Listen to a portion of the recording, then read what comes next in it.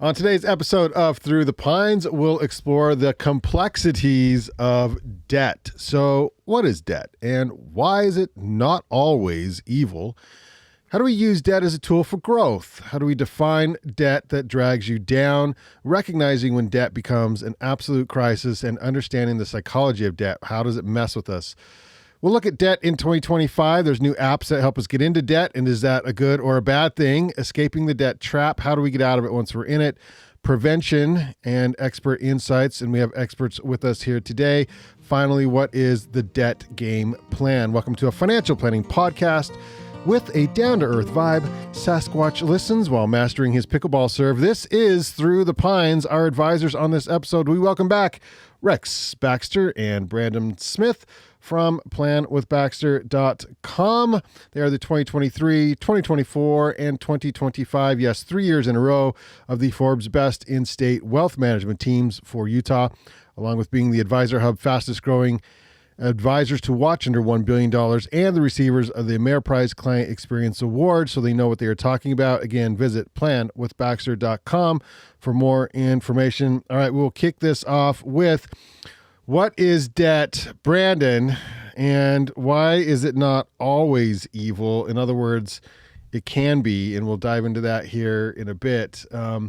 But it doesn't always have to be. So what is, do you want just to define it real quick? What is debt? I would love to. Okay. Thanks for having us on your podcast. Yes. Debt in its simplest form is borrowing money from someone else, paying an interest rate on that, and using that money to buy something else that we want. So oftentimes you talk to people and they're upset about their mortgage payment because they've looked at the amortization schedule and like, this stinking bank, they're taking all of my pay, 3/4 of my payment is going towards interest and only a small percent is going towards paying off debt.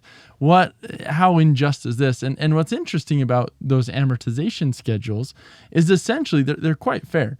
You're looking at how much debt, how much money do you have outstanding that you've borrowed, and you're paying the interest on that. And then you're paying a little bit of the principal off each month. And as that debt load goes down, the amount of interest that you pay goes down as well.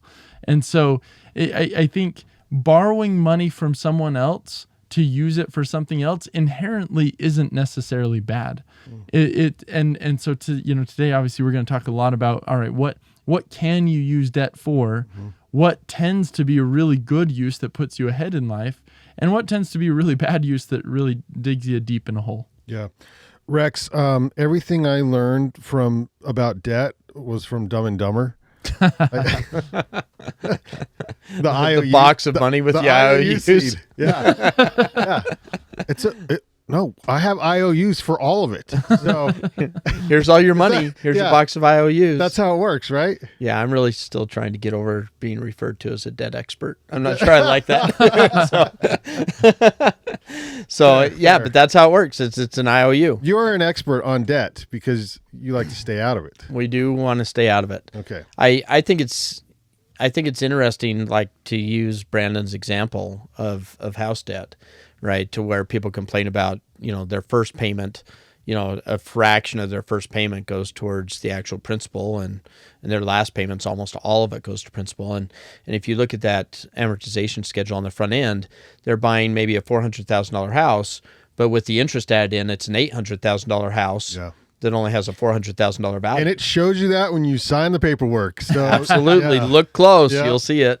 Yeah. Yeah. So, debt's, you're just borrowing money at a cost, and the higher the interest rate is essentially telling you how the bank or the lending institution or lending person views you as risk. You just said that about the house so nonchalant, and it's huge. Like, because everyone's like, "Oh, that's a beautiful house you have." They're like, "Yeah, we only paid $600 for it." That's not what you paid for the house. If you have a loan on the house, if you paid cash, cool. But if you have a loan on that house, you did not pay $600 for it. Right. You paid a lot more for that house. You have the carrying cost of the interest. Yeah. You have the upkeep and repairs. Right. And so you have a lot more built into it. It's always interesting when somebody says, "Oh, I bought the house for $500 and I sold it for $800. I made $300,000 and I put $90,000 down on it." originally. And so I 4 times my money, whatever, right? And that's just typically not the case. Everybody gets, Well, the math says different. well, they get really convenient amnesia. Yeah. you know, and so they forget. Oh yeah, by the way, I paid an extra $300,000 in interest along the way, Right. and I had to put a new roof on it, and I had to, this and that and the other with the extra expenses. But yes, you did buy the principal for $500, and yes, you did sell it for $800. Yeah. But you probably didn't make $300,000. Well, unless you can flip that in like 2 years, and that gets into the weeds. But the simple answer of, what is debt? Define debt: borrowing money with a promise to repay, usually with interest, of course.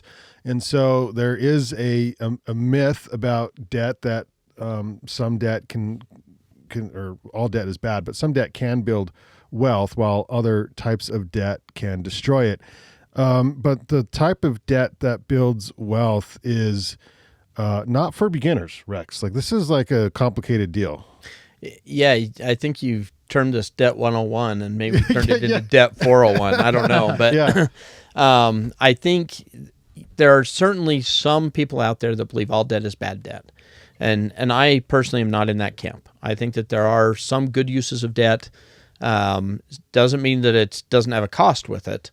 But I think that some are good uses. I feel that a house is a good use to get into a house and own a house. Yeah. And I have more to run by you too. So what are your examples of good debt besides a house? Right. So I think sometimes education can be within limits. Okay. Right. I don't believe that taking on $200,000 of debt in school for a degree that the average pay is $40,000 a year.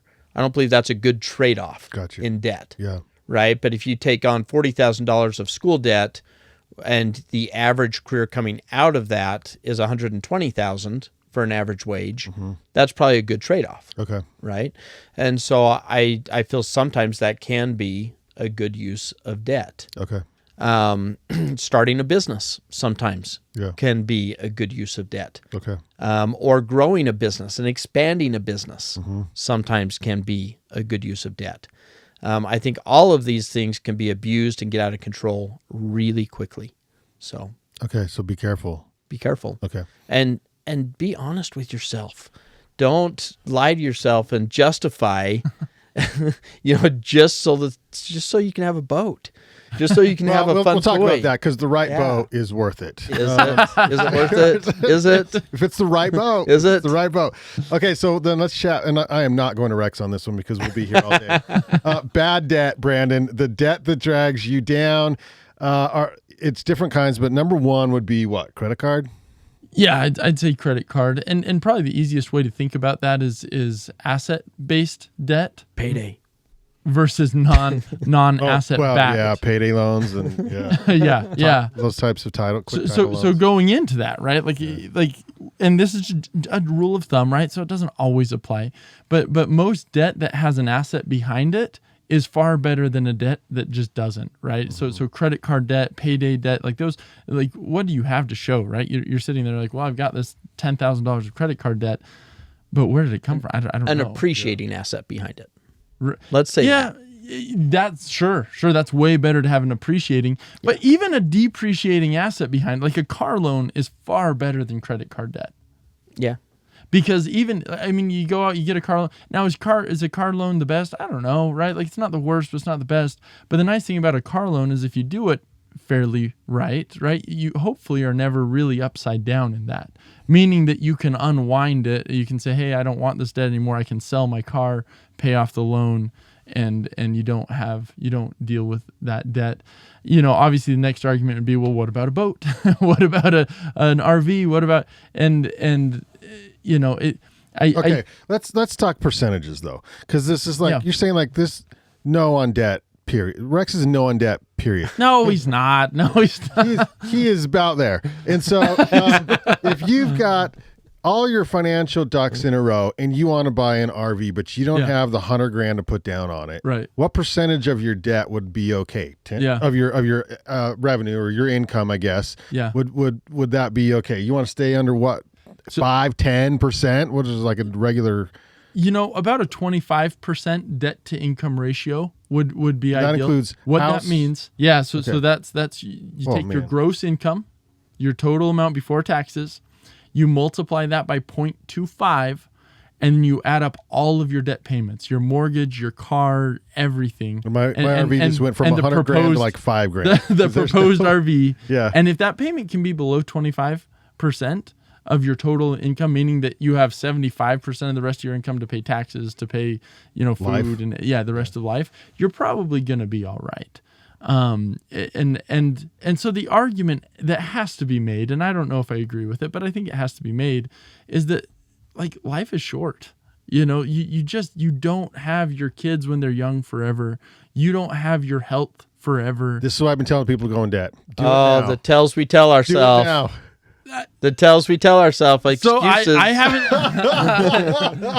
I'm saying I like I said, I don't know if I agree with it. I've never done it, right? I've never actually bought a toy on debt, but I get it. Like I understand. I understand the rationale behind it. But that's why our country is in trouble, right? Is because it's Wait. it's Now, is this country or personal? both. It's the same thing. I don't. It all just expands up, right? Debt is essentially a drug, right? It essentially provides some dopamine to you, to where essentially you get the immediate gratification, Yeah. and then you get the big downer for the next 10 years while you're making the payments on it. Okay, so you're okay with home, student loan, and business potentially, but outside of that, zero. I think Even if it's under. No, I think that there can be exceptions made, right? Like if you need a vehicle, then to get to and from work, to and from your job, and you don't have the money saved up to pay cash for a full vehicle, Yeah. then that's fine. But buy a $10,000 vehicle. Don't buy a $50,000 or an $80,000 new Ford F-150. Yeah. Right? And so I think you've got to be logical and reasonable about it. But I think that's where people get in trouble. Okay. All right. I gotta fight this a little bit. So nationally, right, as far as the household debt service payments as a percentage of disposable income, and this is from the Federal Reserve, right? This goes back. I mean, this goes back to the 1980s. Whew, that's a long time ago. I Wow. don't even remember the 80s. So kidding, keep going. We're sitting at a national average of just above 11%. Per household? Yeah, household on average. There's no way. Well, but so you got to consider, right? You've got a lot of retirees that don't have any debt. Okay. You got younger kids, right, that are just getting into homes that have a lot higher percentage. A bunch of 18-year-olds that have a $300 credit card, they're just figuring out debt. Yeah. Right. Yeah. But as a percentage of disposable income, and that's the key, right? Because you hear the banks, or not the banks, you hear the various media outlets that are like, credit card debt is at an all-time high. Are they wrong? No, it is. Credit card debt is literally at an all-time high. However, it should always be hitting record highs, assuming that our population is growing, Right. assuming that the economy is growing, and assuming we have any amount of inflation. We're always going to see record high credit card debt. That headline alone means nothing. What really means everything is what is the credit card debt load relative to income. And what we've seen, actually, and it's kind of fun to look at the charts, we got out of control prior to 2008. People got really, really comfortable running up debt and getting over leverage. 2008 hit, everyone got scared, everyone got laid off, right? They paid it off. It took, till like 2014, 2015 to get that all paid off. But then it stayed fairly level, under 12%. We saw COVID and nobody could do anything. Everybody got a bunch of stimulus checks and we saw the debt drop dramatically.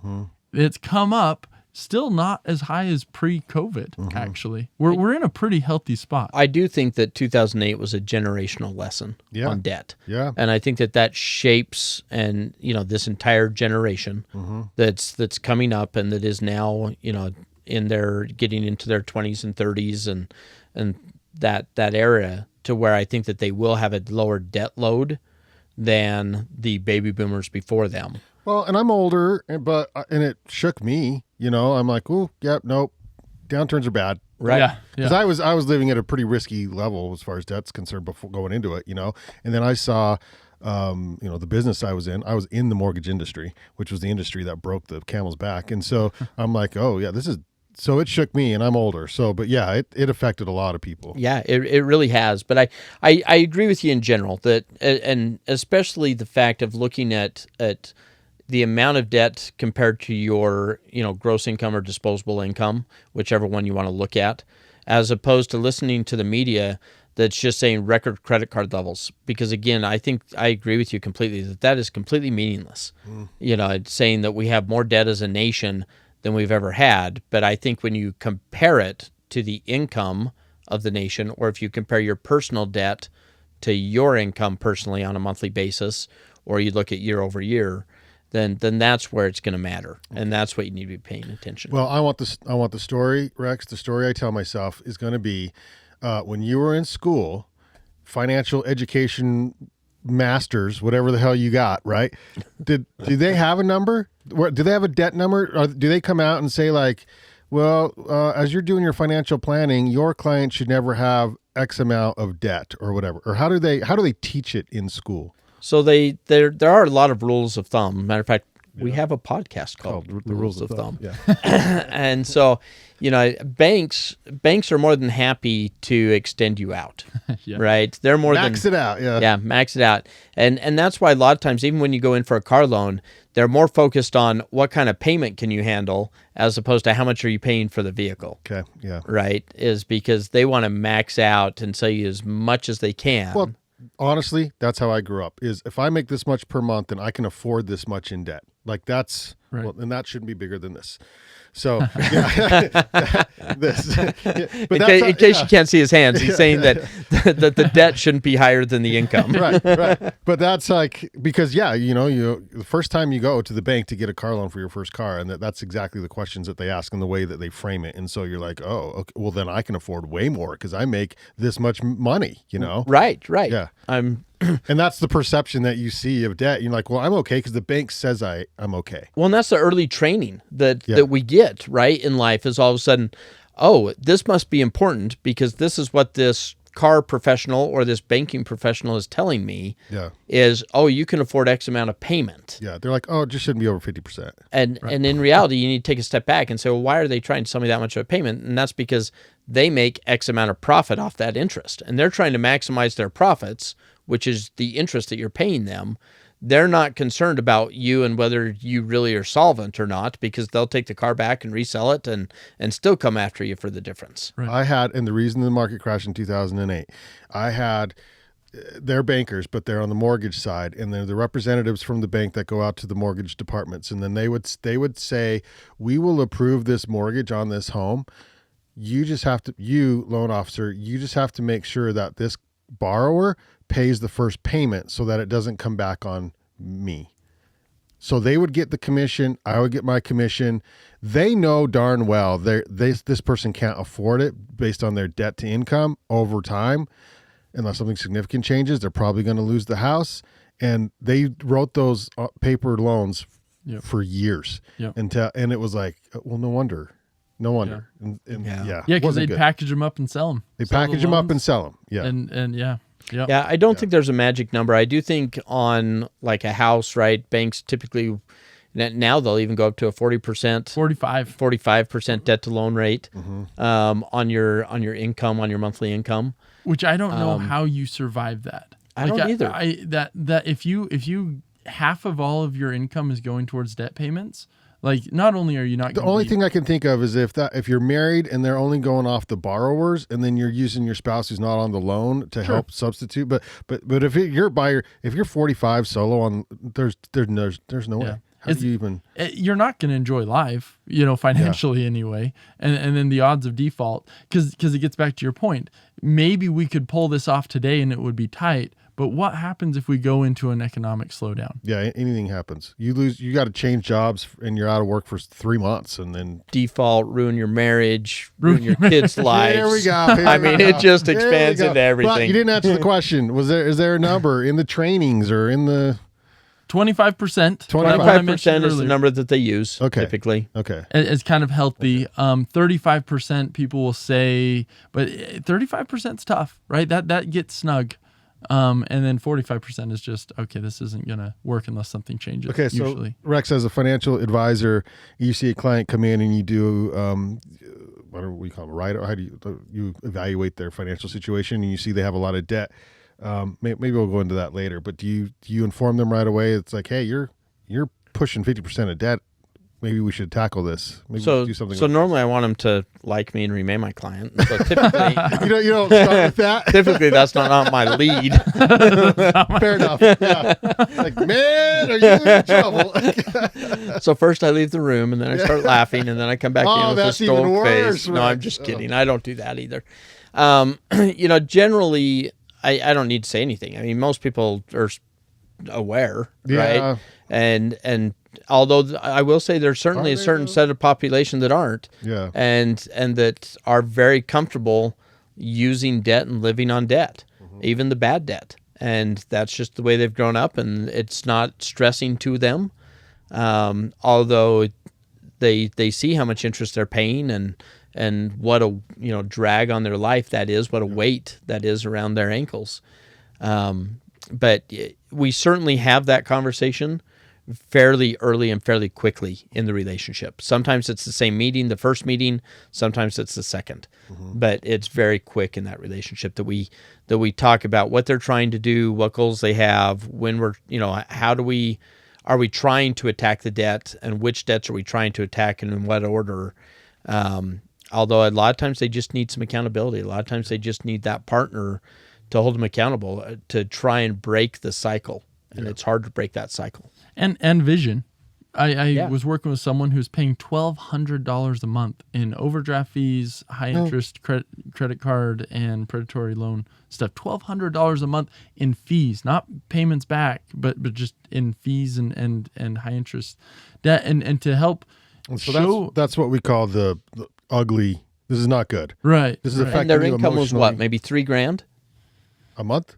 No, it was higher. Was it? I think if I remember right, it was $4,000 to $5,000 a month, right? And so, but to show them, like, okay, this is gonna kind of not be comfortable for a couple months, or a couple years as we dig out of this. However, can you imagine if you had an extra $1,200 a month to spend on whatever you want? You take someone with an income that's static, which is most people, it's like the same amount every month that they get, and you say, hey, would you like an extra $1,000 a month? What would you do with that?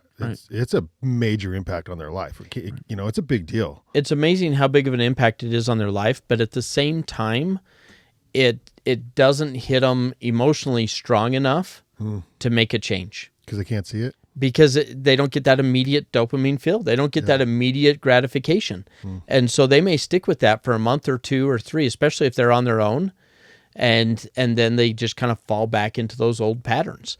And that's why a lot of times you need that accountability partner, is to again, every quarter or every 6 months or whatever the time period is to get you refocused, recentered on the core goal of what you're trying to do, and kind of reinforce those positives for you. So the debt, in other words, I think people might put it in a class. Like there's a class of people that get into debt more than others, but meaning maybe those that don't make a lot of money because they want the newer things, and then they get in trouble with credit cards. But debt doesn't have a class. Like you can have some people who make incredible incomes that have a ton of debt. You want to talk about that, Rex? About wealthy people that have a ton of debt? Yes. Yes.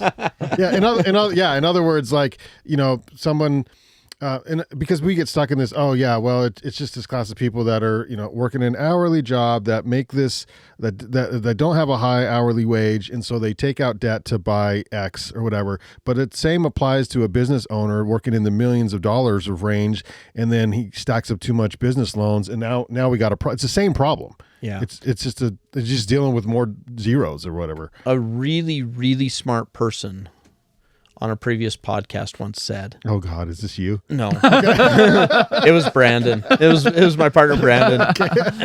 You can't out earn poor spending. Oh yeah, habits. Yeah, right. It's true, and that is a very true statement. Yeah, and so it doesn't matter if you're wealth is determined by different measurements, right? And so if you're talking about wealth by somebody that's making $500,000 a year, $1 million a year, a couple $1 million a year of income, of cash flow, that may be getting burned just as quickly on toys, vacations, trips, debt, house, trying to keep up with your neighbors. Yeah. They may be buying a plane, whatever the case may be. Yeah. Because they're trying to maintain that lifestyle, and for a lot of them, image is important. And this is how you see celebrities, and they're like, this celebrity has no money. They were making millions of dollars, and then something happens, and then they have no money because they were Especially a lot of spending thing. Athletes are like the poster child for this. Yeah. Right. A lot of times because they have a very short earning span at that high income to where they're making, tens of millions, if not hundreds of millions of dollars from the time they're in their early 20s until about mid 30s, maybe up to 40 if you're Tom Brady kind of thing, right? And so they're making all of this money, and then they have the next 50 years of their life where most of them are not making that same type of income. They don't have the same earning power. And so they've got used to this extravagant, expensive lifestyle, and they've got a train of people behind them that they've been supporting. Yeah. And now it's an ego thing that they don't want to let go. And so they keep trying to keep the party going. And before you know it, you're upside down and gone because those habits didn't get ingrained at a really early age. Yeah, that kind of dives into the psychology of debt. Brandon, you want to expand on this and why we like this instant gratification? Yeah, I don't know. Feels good. Yeah. Yeah. I think from what I've seen too is I think like homes can be a really hard one where people are like, hey, we're going to make this house. This is a beautiful home. It's everything we've dreamed of, and they get into a home and maybe it's more than they should have bought. But now all the kids have friends and, you've got friends and you like the area and you're like, man, I don't want to live in another area. It's dangerous out there, and people are just locked in, and then all of a sudden interest rates jump up. And now you can't buy a cheaper house for less money, as far as your payment goes. And so I think just being very conscious about decisions that you make and saying, all right, what can we afford? What can we comfortably afford? Just because you never know what's going to change. And so, I mean, it's that you get locked in. Cars, I think people, nobody likes car repairs. Like it's the worst, but is the solution to have a brand new car all the time? I don't know. Like I don't. You kind of have to choose your hard. But things can change, right? And I mean, you look at jobs today, right? We have a very low unemployment rate, around 4% or so, and yet you have a lot of government employees because of what's going on in the political environment that are either retiring or losing their jobs, getting cut, and historically, people have had the mindset of this is a really stable income stream. I'm not going to lose my job. I work for the government, right? And so I'm going to base this house. I'm going to base this debt purchase off of my current income, and because it's so stable, I can extend out and be kind of at those higher debt levels because my income is so secure. Yeah. But that can change on a dime. That's what I wrote in the notes is a little bit of over optimism. I can afford it. I'll pay it off next week or in a year or whatever. And you're optimistic about, like you said, I'll always have this job. People are phenomenal at justification. I mean, they really are. Yeah. It's so interesting to sit there and have somebody call and literally the first 30 minutes will be them explaining to me why spending all of this money on an RV or all of this money on a on a toy or all of this money on whatever the purchase of the day is such a great thing and is going to change the meaning of their life. Right? And then at the end of it, they're looking for their affirmation. They're looking for me to say, oh yes, you are right. This is so smart. Have you ever been sold? Rarely. But sometimes, and I do think about this a lot, like a fridge breaks, right? So what do you do?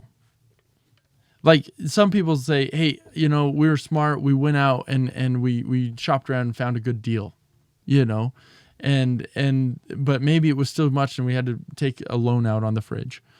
Someone else might say, well, we were smart, and so we went out and we found one secondhand, right, on like a Facebook ad or something, and bought it for a fraction of the price. Someone else might go out and find the part that's broken and kind of do some Googling and fix it. And so it's interesting to me, the levels of smart, right? And it's everyone justifies every decision they make. Oh, I went to the store, I bought a good one that's never going to break again, right? Well, that's not true, but it's if you can't afford something, it's amazing how often you can just tell yourself, no, I can't afford that, and you'll find another way around. Like you'll find another fix. Yep. You'll find something else that works.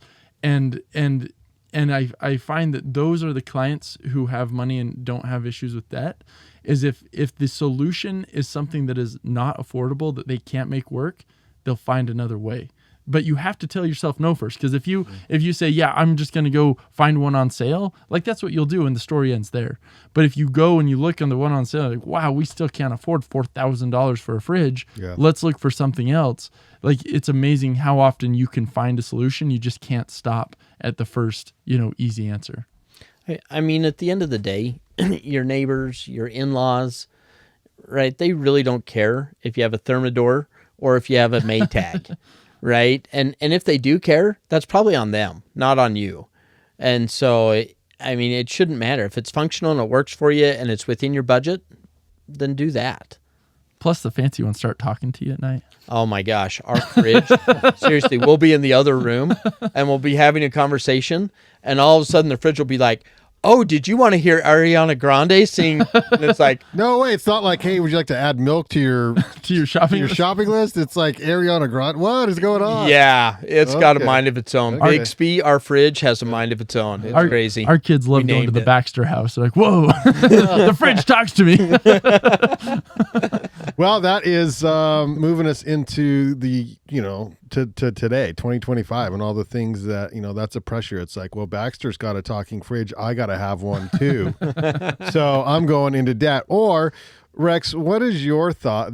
I'm funny like this. I do these things where it's like, okay, I have the cash, but I hate getting rid of the cash all at once for a larger purchase. So I'll do 90 days, same as cash, and then zero interest. Yeah, zero interest. And then just make the payments on it, because I just want to hold on to my cash for as long as possible. What are your thoughts on that? I think that there's certain personalities that can do that and execute on it well. And I think for those personalities, that's great. Yeah. I think the majority of personalities can't. They'll get 67 days into it, and all of a sudden the money will start getting spent somewhere else. And next thing you know, all the interest gets accrued at the end of the 90 days, and now they're making a payment. Brutal. So I think you better know yourself. And it's a lot. Yeah. You better know yourself really, really well. An interesting test to kind of see what type of personality you have is if you have an extra $100 or $500, whatever the denomination is, that's kind of meaningful to you, is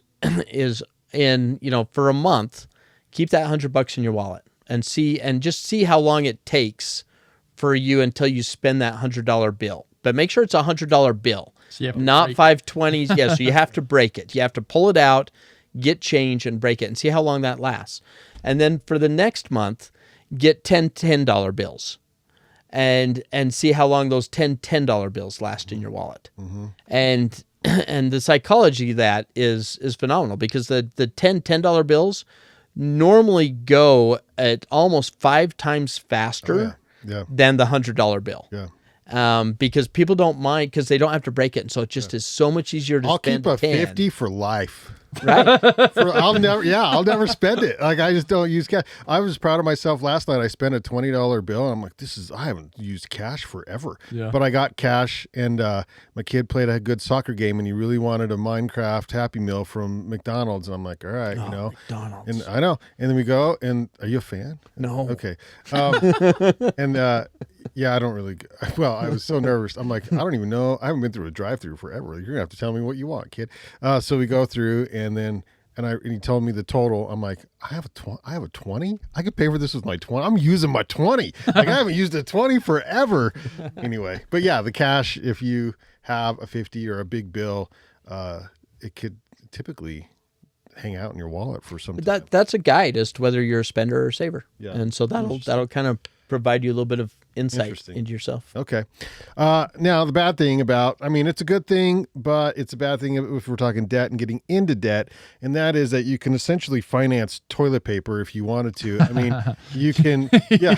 Like on Amazon, it's like, Yeah. you can start with 3 easy payments Oh, of $5.90. it is Like, what? Yes. I can use my Costco card, right? Oh, Yeah. I mean, it is everywhere. And so the apps like, and they're doing well, their stocks are up, Klarna, Afterpay, it's micro debt. It's what it is, micro debt. And then you can get the thing and you're paying $10 a month for, God knows how long, because you didn't want to pay the full $75. Like, I don't understand.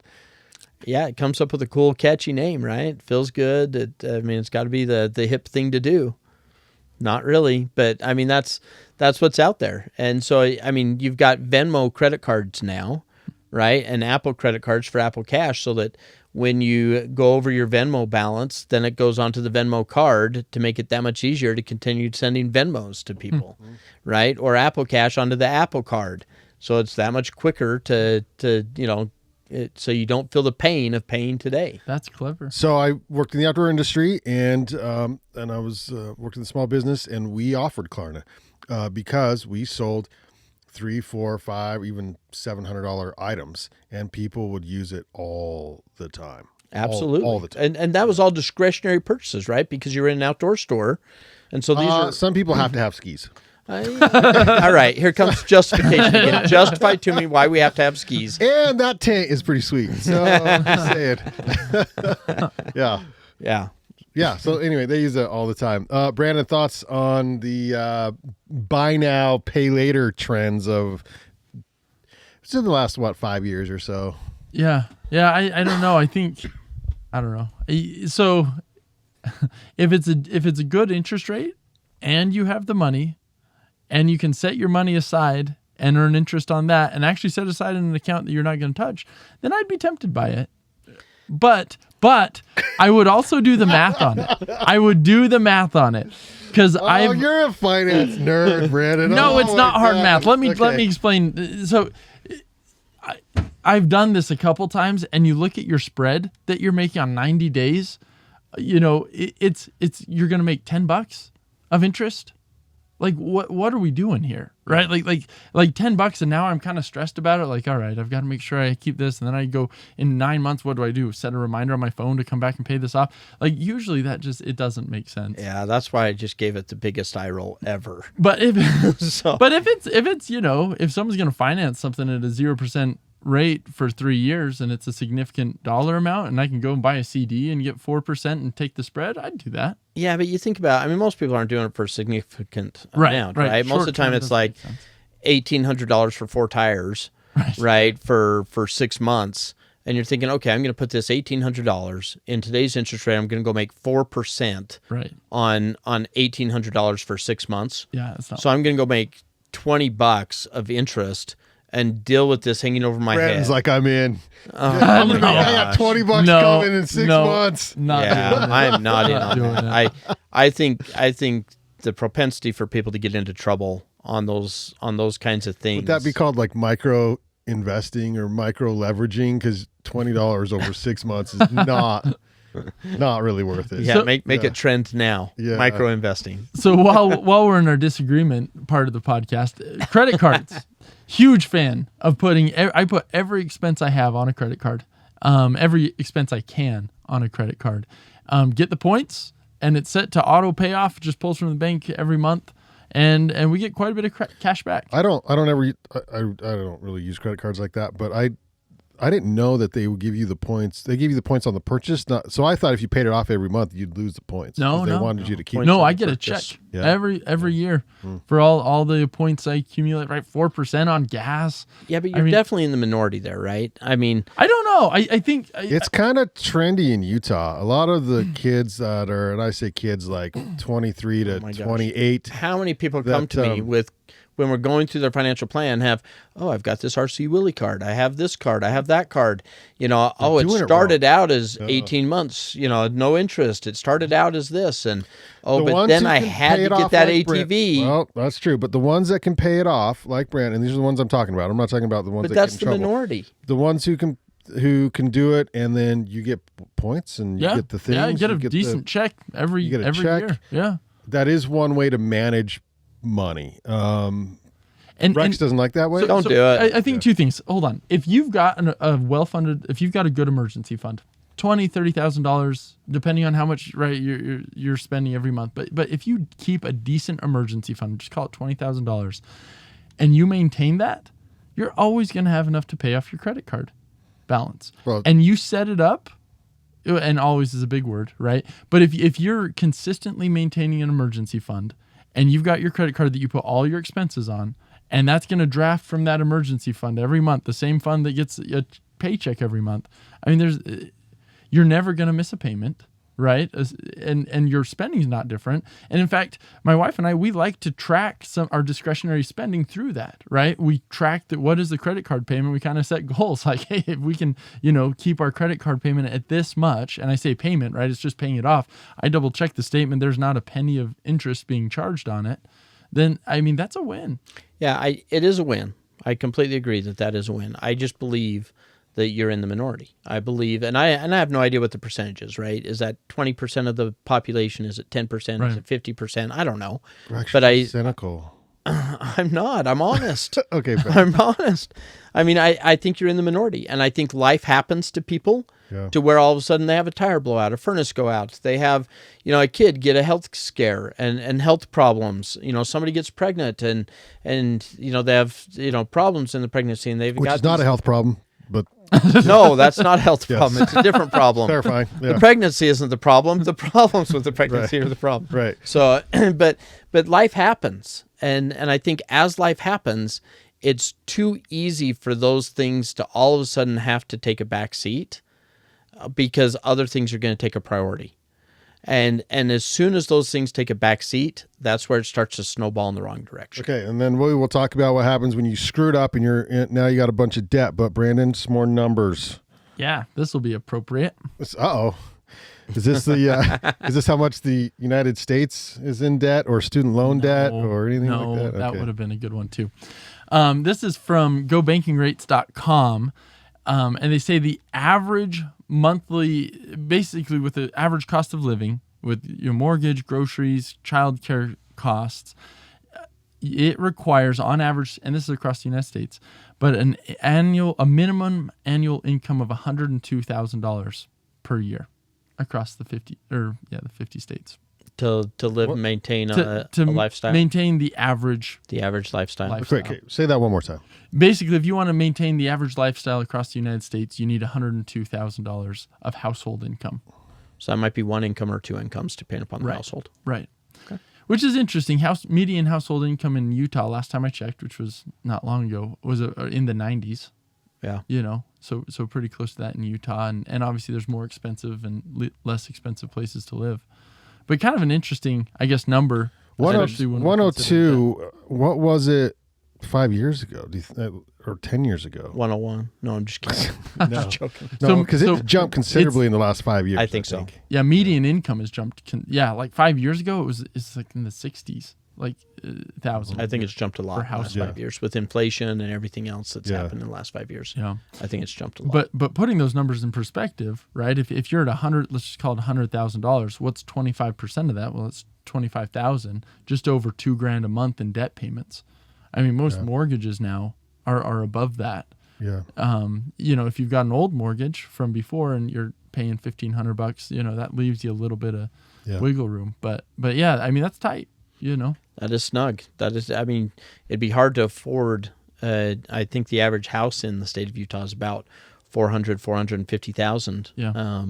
And so it'd be hard to afford a $350,000 loan after a down payment on $2,000 a month. That the math doesn't math. Okay, so now we've officially screwed up. We're in debt, and there's. I guess one of the more famous. It's not good. One of the more famous ways to get out of it is the debt snowball, paying off the smallest debt first, and then there's a debt avalanche where you tackle the highest interest debt. I don't know. It doesn't really matter, I guess. But what? It does matter. Does it? Oh, of course it matters. You're the numbers guy. All these catchy terms. But it doesn't come down to Rex. I think it comes down to psychology. I think it does too. And so I think a Because lot. Brandon will go by the numbers as far as, and he's right by the numbers. But what have you seen on how to get out? Like, what's the best method to get out of debt, right? So there are the two basic methods, Yeah. right? You take the smallest balance first and you work on it and you work your way up to the biggest balance. Or you take the highest interest rate first and you work on it and then you work your way down to the lowest interest rate. And then you deal with personalities like me that are mine. I have a split personality. And so when I had a bunch of different debts and I was making good money to pay them all off, I was like, oh, this one doesn't have a lot of debt on it. I'm gonna pay that. And then I would get a statement and see the interest rate on one. I'm like, nope. So I'd leave that one before it was paid, switch to this other one because it has a high interest rate, and start paying down that one and think, oh, but this one only had $200. So then I'd switch back to that one and go, and it's like, yeah, for people what is like going you, on? if you're making the payment on a Monday, Wednesday, or Friday, then you go for the highest interest rate. And if it's Yeah. a Tuesday, Thursday, Saturday, then you go for the lowest balance. I think But pick one. Yeah. Pick one and stick with it. yeah, So- they both will work. Yeah. However, an avalanche? Is that what you call it? Avalanche The highest interest rate first is the one that makes the best financial decision. As far as the highest interest rate first, tackling You'll it. pay the least amount of interest In and the end. pay it off faster Yeah. if you do it that way. Okay. If you're disciplined. If right? you're disciplined, And which is a that's- big if. Yeah, it is. And that's where you get into radio personalities and various people saying, well, actually, why don't we start with the smallest balance first? Mm-hmm. And the idea behind that is you get momentum, right? So that pays off different accounts faster, perhaps, but you're paying more money in the end in debt.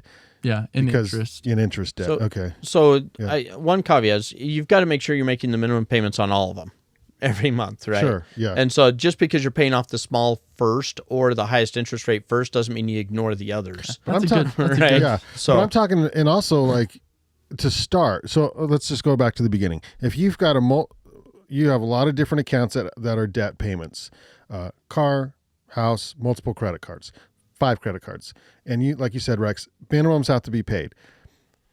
But if you only have $25 extra, that's better than nothing. And then you just start there, and then on Yeah. what account, and just start getting it down. So my feeling is you start there, and for me, I'm going to try and understand their personality a little bit. Mm-hmm. Financially, I want to start at the highest interest first.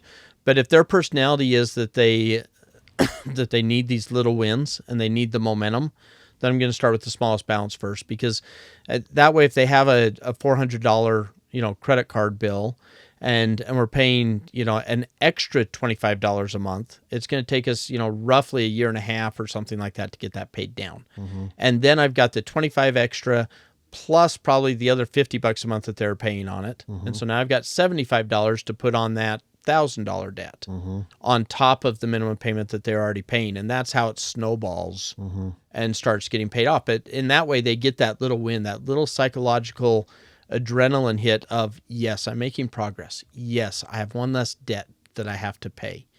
And so that's the trick. The concern that, where people go wrong on that is they get it paid off, and then they use, that payment, the 25 and the 50, for a few months on the next one. And then all of a sudden they're like, oh, but the minimum's only 50 on this one. I'm not going to pay 75 on it. And so then they go back to paying 50. They go back and rack up another little debt, or they go and they start wrapping that into their lifestyle instead of wrapping it onto the debt. And so you have to really be dedicated to following that through. Yeah. Brandon?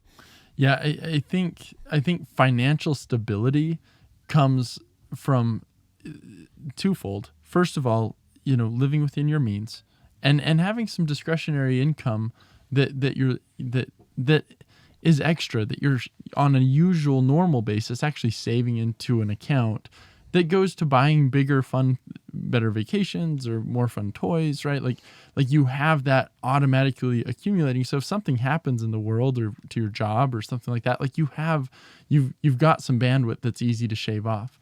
In addition to that, just having that fully funded emergency fund, having a 401k IRA, not that we want to pull from IRAs or 401ks, but it sure is nice if you have an oh crap lever that you can pull and actually get money if you absolutely need to. And so I think that's the ultimate takeaway.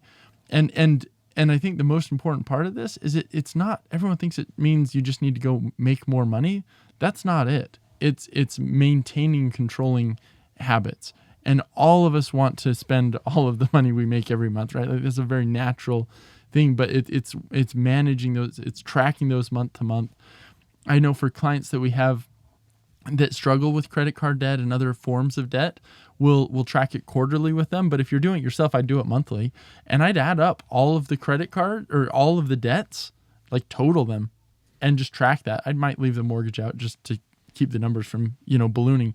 But all your other debt, total it up and track it month to month to month. Because I watch people, they'll pay off one credit card debt, but then switch it over to another, right? And they're just like doing this mass shuffle of all their debt and ultimately getting nowhere. Mm-hmm. But if you can track it from month to month to month, you can actually see your progress and get excited. And do we pay off the small debt first, or do we go with the highest interest rate? I don't know that it really matters so much as it is that we're being consistent with it. Okay.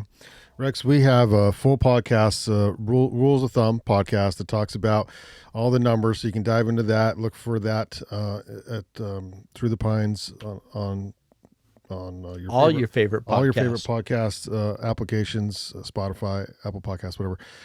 But what are some of the rules of thumb, just as a reminder today with this? So we kind of touched on that 25% number, like don't exceed that, but are there other rules of thumb when it comes to debt and the numbers, like the percentage on just the house or a car or an interest rate on a credit card or something? Like, are there any other rules of thumb that you can think of? Well, I think there's rules of thumb on like student debt, right? To where typically you don't want to take out more in student loans than the first year average income for your field of study. And so if that's a good one. If you're going into law and the average first year law graduate is making $80,000 a year, then you don't want to rack up more than $80,000 of debt, mm-hmm. right? If the first year medical student comes out and is making $250,000 a year, then you don't want to rack up more than $250,000 of debt. So that's kind of a rule of thumb for student loans. Mm-hmm.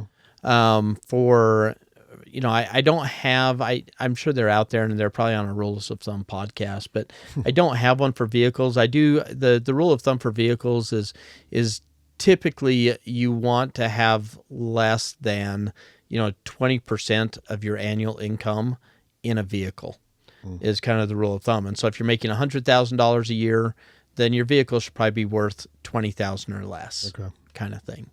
And that's one that we see broken probably the most frequently. Every minute of every day. A lot. Yeah. A lot. Yeah. It's an easy one to break. Yeah. Right. And so there's that. You've got the 25% of debt to income ratio. Mm-hmm. On the house, I've heard a lot of different examples to where you shouldn't have more than 4 or 5 times your annual income in a house value. Is an opposite way to look at that as opposed to the debt to income ratio. Mm-hmm. And so there's a bunch out there. I think the problem is that you have all these rules of thumb, that just help people justify, the debt. Well, why do you think I asked? Well, I know. I can seriously. Your smile's growing every time I say another rule of thumb. I haven't hit that one. Check. Rex said I can borrow more. Yeah. Okay. So Rex, in your world, just give me the final answer. My world. We're all living in Rex world. It's his world. We're all living in it. What debts should we have? So I'll go back to the beginning of the podcast. Yeah. Right. I'm comfortable with some home debt within reason. I'm comfortable with, on occasions, some student loan debt. Although I'm my own family, my own kids. Right. I try to get them all out without any school debt, and so I try and have them work. Matter of fact, I have 2 kids now working full time and going to school full time, and it is a grind. Oh yeah, for sure. Yep. But they have zero school debt, mm-hmm. and they're figuring it out. And so can it be done? Absolutely. Is it hard? Absolutely. Pick your hard. Yeah. Right. Yeah. Pick your hard. Brandon, let's wrap up this debt conversation here. So I put myself through college and was working 3 jobs, and they were not well-paying jobs. Trying to get into finance takes years before you make any money. And so I guess I joke with my wife, I drug my poor family through poverty for a lot of years. Mm-hmm. And man, they were fun years. Like, we found fun things to do. And if you look for it, you can have so much fun on so little money. And yeah, I get it, like the Disney trips and like money is fun, but you can do so much and live on so little and have the peace of mind that you're not worrying about bankruptcy or running out of, right? And I think that would be my advice, is find a way to live on your income, whatever that is. And you can find a lot of joy and have a lot of fun doing it on that, and try and really avoid debt, right? That's not for a house, that's maybe a car, right? But like try and avoid that, and life just seems to be a little bit more peaceful that way. Rex is going to be hosting a How to Use Debt to Improve Your Business seminar next month. So stay tuned for that. Oh, no, just kidding. Okay, so if you found value in this podcast, I want to thank you all, first of all, for listening. And if you found value in the podcast, you can support us at buymeacoffee.com/Banyan Media. If you have questions because you have debt and you want to know what you should be doing and how to get out of it, please go to planwithbaxter.com. You can watch us and see our wonderful, beautiful faces on YouTube if you're not there already at Through the Pines. Follow us on Facebook at Pines Podcast and on Instagram at Pines_podcast. Thanks for sticking with us here today on this Debt 101 on Through the Pines, reminding you to use yesterday's dollars to finance tomorrow's dreams.